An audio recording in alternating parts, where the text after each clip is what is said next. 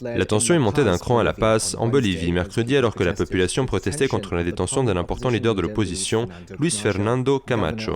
Le gouvernement de Santa Cruz a été arrêté dans sa ville natale et emmené dans un poste de police de La Paz. Le bureau du procureur de l'État de Bolivie a confirmé que Camacho était détenu pour terrorisme. Son avocat a diffusé des clips montrant l'arrestation du gouverneur.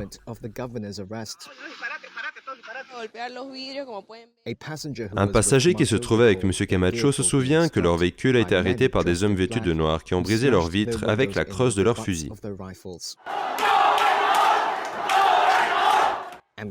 Des vidéos amateurs ont été diffusées montrant des personnes sortant au personnel de l'aéroport de Santa Cruz et prenant d'assaut sa piste dans une tentative apparente d'empêcher Camacho d'être emmené vers un autre endroit. Les manifestants ont affirmé que leur gouverneur avait été kidnappé.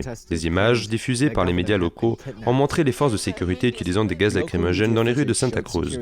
Le bureau du procureur de l'État bolivien a déclaré que l'arrestation de Camacho était liée au renversement de l'ancien président de gauche Evo Morales en 2019. Camacho est la deuxième personnalité de premier plan à être détenue dans le cadre de cette affaire, après l'incarcération l'an dernier de l'ex-président Gianni Nanez pour avoir orchestré un coup d'État. Le ministre bolivien de l'Intérieur a par la suite rejeté les allégations selon lesquelles M. Camacho aurait été blessé. Il a indiqué sur Twitter que le gouverneur avait fait l'objet d'une évaluation médicale et que son état de santé était stable. M. Camacho était à la tête de semaines de manifestations qui ont débuté en octobre, alimentées par la colère suscitée par le retard pris par le gouvernement dans la réalisation de recensement de la population bolivienne.